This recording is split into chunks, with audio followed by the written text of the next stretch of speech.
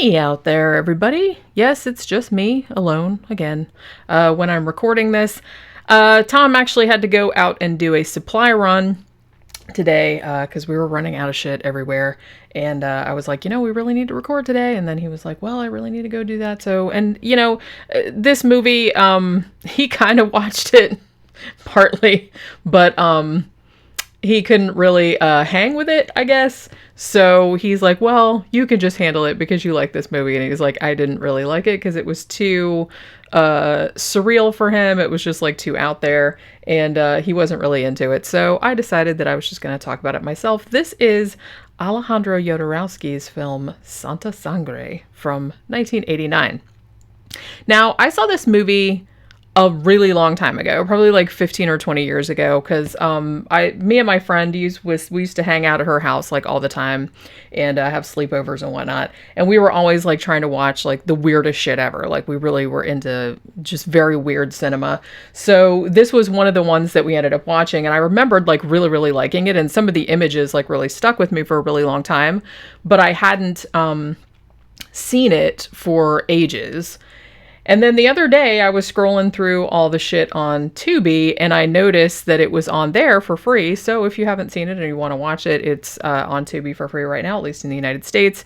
So I decided, what the hell, I will watch it again because it's been so long since I've seen it, see if I still like it as much, and we'll talk about it on the show. And it's interesting because I had forgotten a lot of stuff about this movie, but like a lot of the images, like when I saw the movie again, like really, really stuck with me. I mean, the thing about Alejandro Jodorowsky is, anybody that's into weird cinema or, surrealist cinema or anything like that knows who the dude is. I mean, I guess he kind of came to prominence, the early 70s, I want to say, with El Topo, which was kind of like a weird, funny Western kind of. I haven't seen that for a really long time either. And it made like the midnight movie circuit in New York City. It was like a huge midnight movie success. Like those big lines and like everybody was talking about it. And he also made one called The Holy Mountain, which is even weirder than this one, if that's possible. I feel like this movie, it usually gets called a horror movie, which I guess it sort of is. But it's like a surrealist horror movie. It's kind of like Psycho, except with weird giallo elements, and also if everyone involved is on acid. But like, interestingly, Alejandro Jodorowsky has said that he's like, the thing about making these types of surrealist movies and stuff, it's like, everybody says, oh, it helps to be on acid to watch it, which I'm sure it probably does. But he wants the movie itself to give you the same feeling as if you were on acid without actually being on acid. And I think to a large extent, he does succeed. Now, even though this movie is surrealist, it's not super hard to follow. You know what I mean? It's like stuff does happen in it. There is like a story behind it. Like I said, it's almost kind of like a weird, like, Mexican, acid trip version of Psycho, in the sense that it's kind of like a slasher. It kind of has the weird, like, fucked up dynamic between the son and the mother, and the mom is like making him kill women and stuff. So it's kind of like through that same lens. I would say too that it also has a little bit of a giallo sensibility because it was co-written by Claudio Argento, the brother of Dario Argento. So in the sense that the murders are very stylized, like very overwrought, very gory, like over the top gory, like almost ridiculously so. And so that's very giallo-like. And there's also a lot of the lighting, and so like the really, really bright, like pink lights and blue lights, and just everything is just very grotesque. You know what I mean? It's like it's just a whole like grotesque aesthetic to it. So the story of Santa Sangre, and like I said, this came out in 1989. It's actually set in Mexico, but it's in English. It's all dubbed into English, much like a lot of the Italian movies of the period where they just dubbed everybody into one language. This is kind of like that too. So it's weird because it almost I don't know if he did it on purpose or if it was just like an expedient type of, we just want to release it in America, so we'll just like dub everything in English. But I think it does help with like the surrealist atmosphere of it a little bit, because the dubbing is like a little bit weird and a little bit off. So it takes place in Mexico, and it's kind of centered around a circus, basically called the Gringo Circus, or like Circus de Gringo or something like that. So it starts out when the main character, whose name is Phoenix, when he's a kid. Now, this kid is played by one of Alejandro Jodorowsky's sons as a kid, and also when he's older in the movie, that is another one of his sons who was an adult at the time, like in his 20s or whatever. So this little kid is in the circus. He's like the child magician or whatever, and his dad, Orgo, is like this big, like, disgusting pig of a man who's just like always like rooting around after the women or whatever, and he's the knife thrower. And his mom, Concha, is like an aerialist. Like, she hangs up by her hair and like does all this stuff like up on a rope and like trapeze type stuff.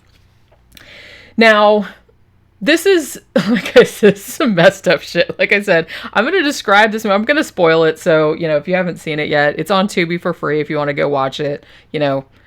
Take a couple tabs and like sit there and watch the shit and like just let it. It's going to sound like I'm tripping balls, like when I tell everybody what happens in it, if you don't know. Or that you're tripping balls. I don't know. But I assure you neither one of us is tripping balls. I don't know about you, but I'm not. But this is like some crazy shit that happens in the movie. So Phoenix is having kind of a rough day. Like, his dad is, like I said, he's kind of an abusive pig. His mom is kind of wacky. I mean, she's not only does she work in the circus, but she is also like the head priestess or whatever of this cult, like a religious cult that is called Santa Sangre, or Holy Blood. And it worships, their patron saint is this girl that got raped and got her arms cut off. So they have this little ramshackle church that they've built, and it has this big pool of ostensibly blood in the middle, and then they have like a paper mache kind of icon of this like girl, like with a little school uniform, like with no arms. And so they kind of worship her. So when you're introduced to her character at first, I guess they built this little ramshackle church like on someone else's property, like some developer wants the property or something. It's not like super clear. And so they're going to tear it down. So they end up doing that. So like I said, what you're seeing when you're seeing Phoenix as a kid is you're seeing that all the like trauma that happened like over a really brief period that like explains like what happened to him later on. So he sees his mom like, trying to keep the church from getting torn down, but they don't succeed. They bulldoze it, and she's like freaking out and everything. So he gets upset about that. Then he sees his dad, Orgo, going after the tattooed lady, who's like this, real big, like voluptuous chick with like all this red curly hair, and she's she does this fucking shit where she's like sticking her butt in her face, like backing toward him and everything. And I guess she's like the subject of Orgo's knife throwing. So I guess they're kind of having a affair or something. And the tattooed lady is also an asshole, because she has a daughter named Alma who is a mime and like a tightrope walker, who's like a little girl.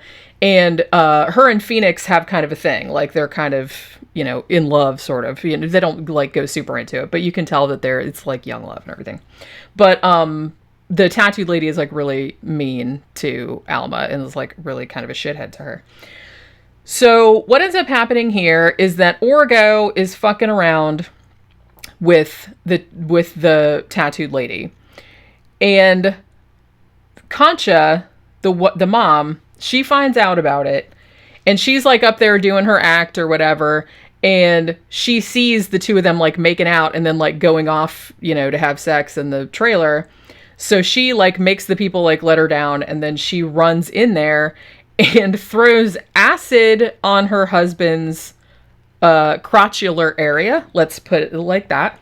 And so he flips the fuck out and runs out of the shit like after her, and she runs out, and then he catches up with her and cuts off her arms. Like he takes like two of his knives and like cuts her arms off, and they kind of fall to the ground. It's like a great shot. Like they shoot it from above. It's like just, it's crazy. And then he cuts his own throat. Now, after this, because Orgo is not there anymore, and this is all turned into a huge shit show, the tattooed lady takes off with Alma.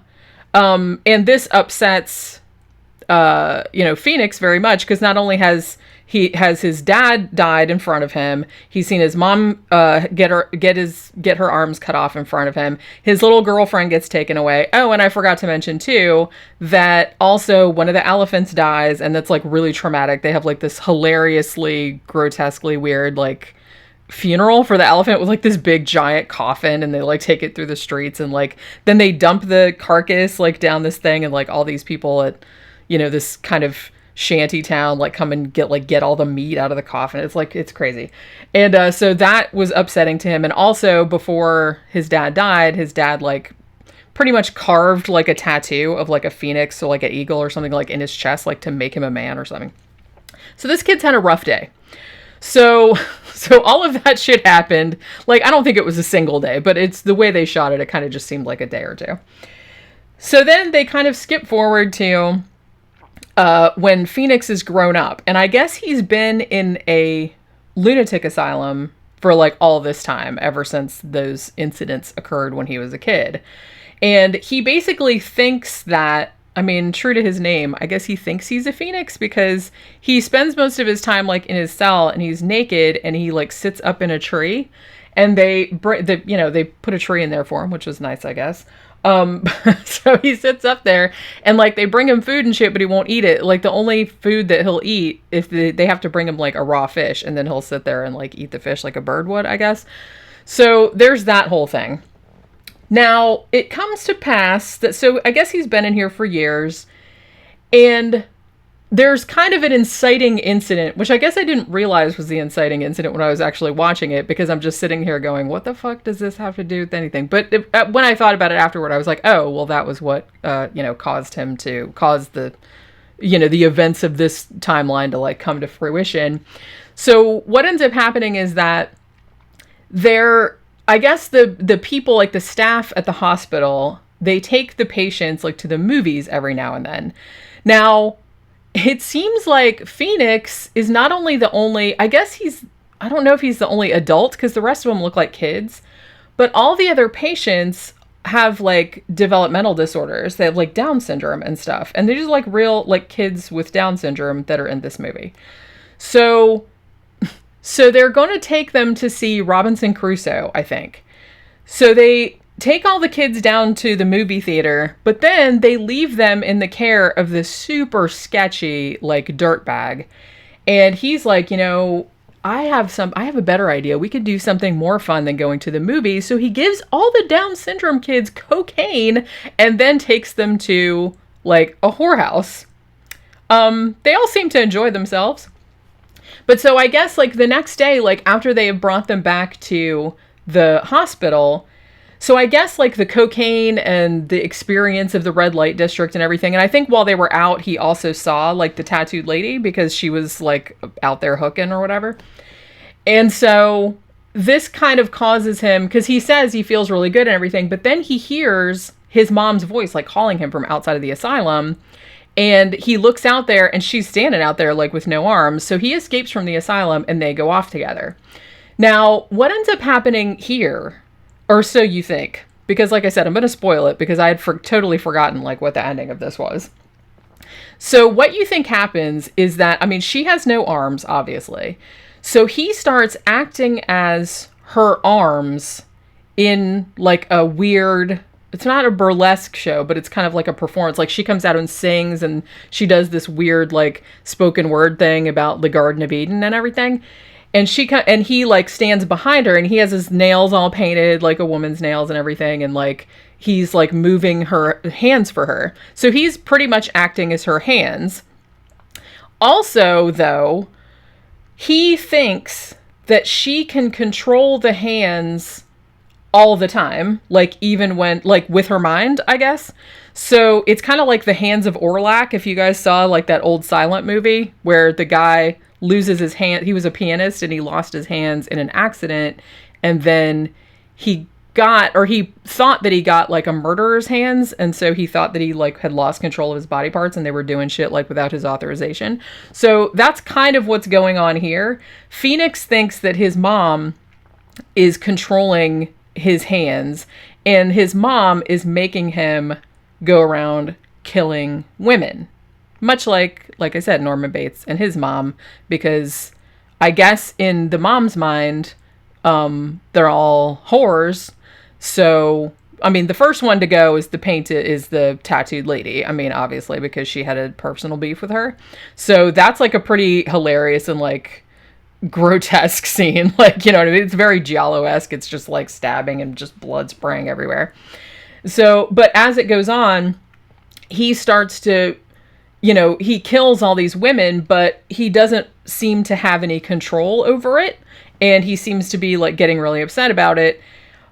So while all that's going on, there's also like, once the tattooed lady gets killed, Alma is still around, and she's grown up now a little bit, obviously.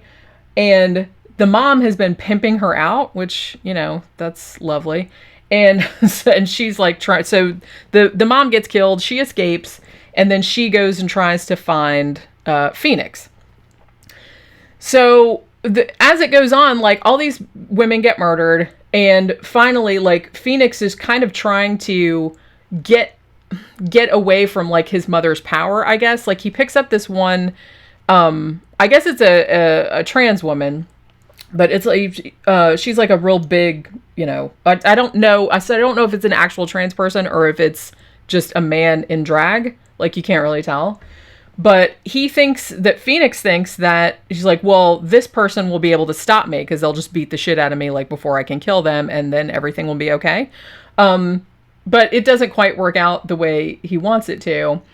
And what ends up happening is that finally Alma finds him, and I guess she's like, Alma means soul, I guess. So I guess she's supposed to be like, she was like his salvation. So she comes there and she shows him, like, the weird thing, for a second, you walk into this house because it looks like they live in this big, crazy, like, 3-story house, and it's kind of nice, and there's, like, a shrine with the armless lady and all this other stuff. And, but when Alma first comes in there, it looks like a total shithole. Like, it's all fucked up, and, you know, the shrine is there, but all the furniture and shit that we've seen, like, up to this point is not there anymore. So then you're starting to think, what the fuck is going on here? Well, as it turns out, much like in Psycho, the mom died back in the day, like the same day that Orgo died, the knife thrower. Like, she died when her arms got cut off, as you probably would, because it was fucking spraying blood everywhere and you would bleed to death in seconds. So she died back then. And I guess Phoenix, because like I said, it was a real rough day when he was a kid, and he couldn't deal with it. So he basically dissociated. And after the whole cocaine thing and seeing the tattooed lady again and bringing it all back, after he escaped from the asylum, he started fantasizing that his mom was still around and that he was acting as her arms and that she was controlling him, like, from beyond the grave or something like that. So as it turned out, the act that he was doing with her, like where he was being the hands, like he put his hands like behind, you know, they've had these special sleeves and like they put him in there, and like he would play the piano for her. He would like knit socks. He would do all kind of shit. I mean, the way that they set that up, it was fucking great. They must have like rehearsed the shit out of that, because it really did look like, from certain angles, it really did look like her arms, even though it was him, because he was always like behind her.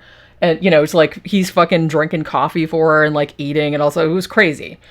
So you find out that like the act that he was doing and all the stuff that he was doing in the house that we saw before, where the mom was like berating him and like getting him to play the piano and like yelling at him when he was fucking it up or whatever, was just a dummy of her. It wasn't really her, because she had been dead for a really long time.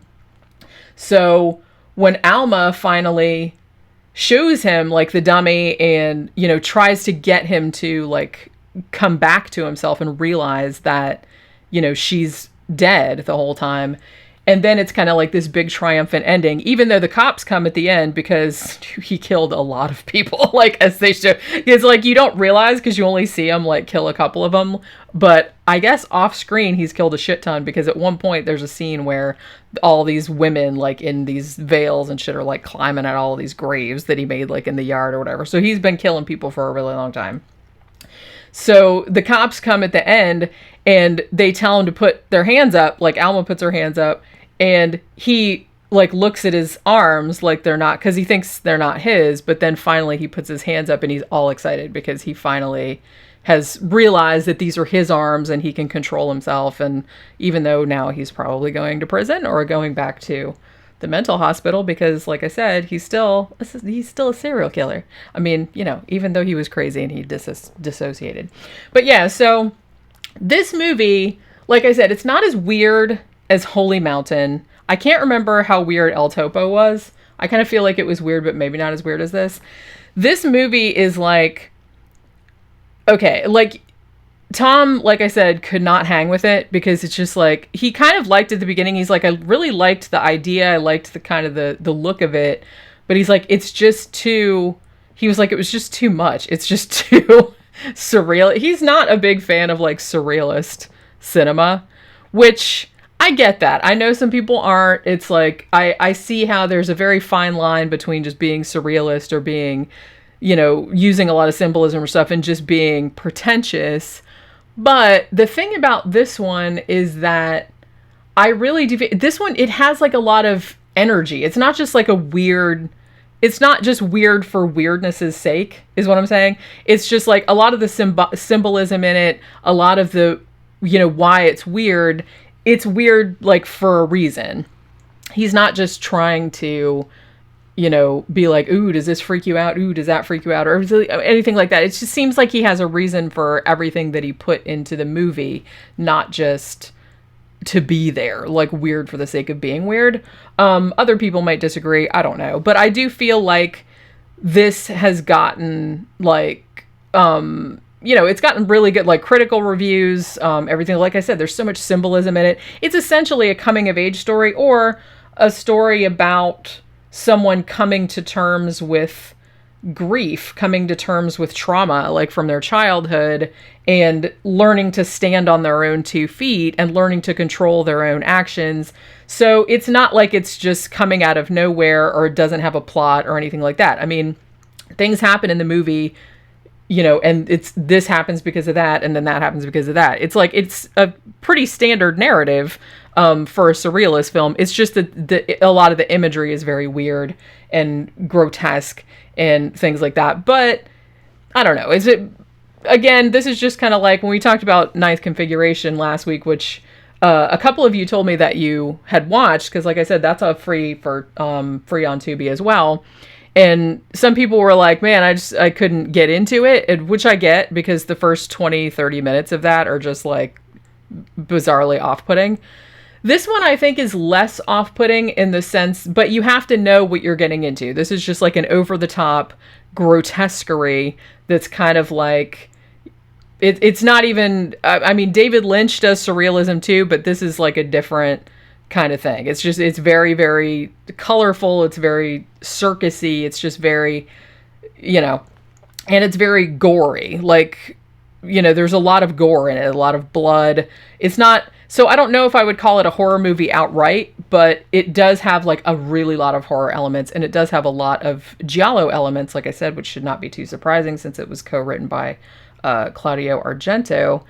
But yeah, it's like, check it out. It's free if you want to watch it.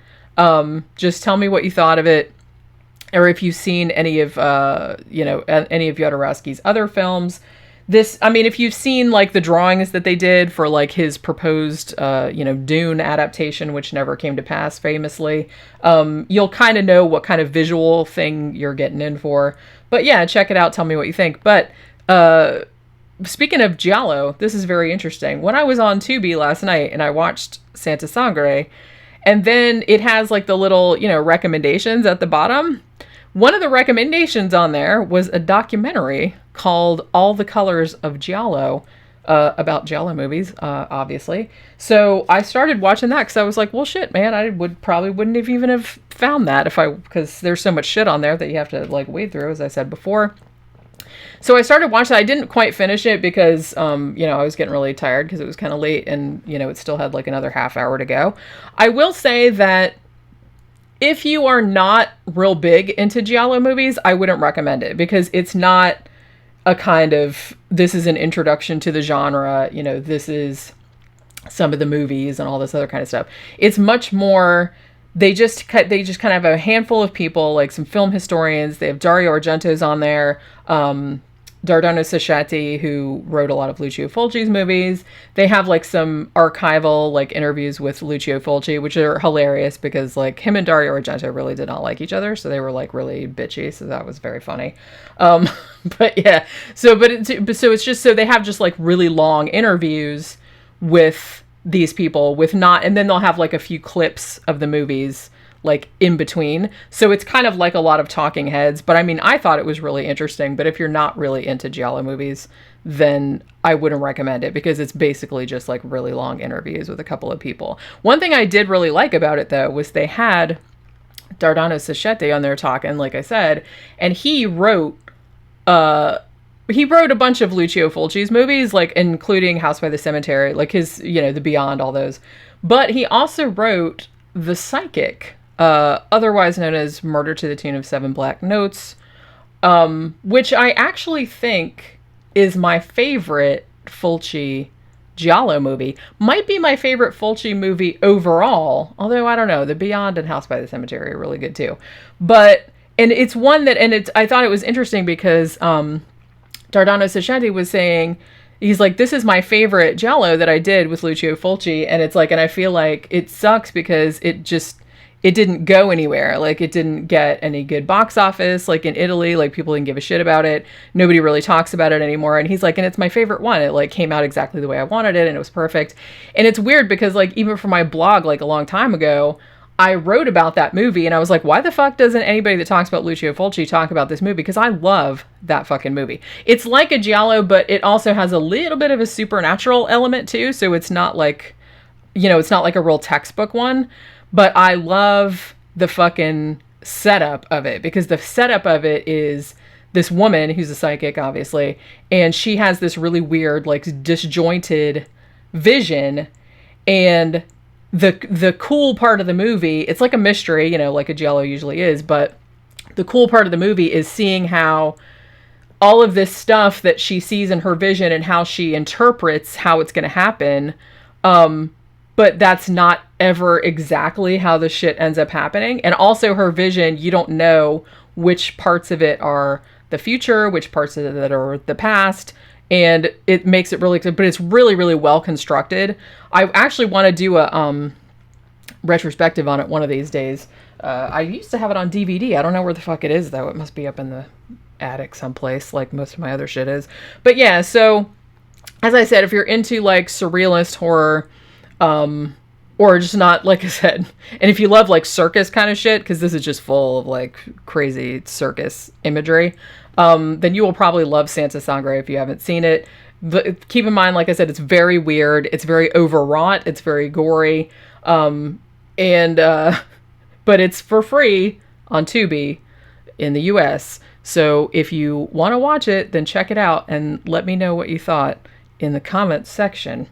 And I guess that'll do it for this lonely movie retrospective. Anyway, like, share, subscribe, do all this shit that you normally do.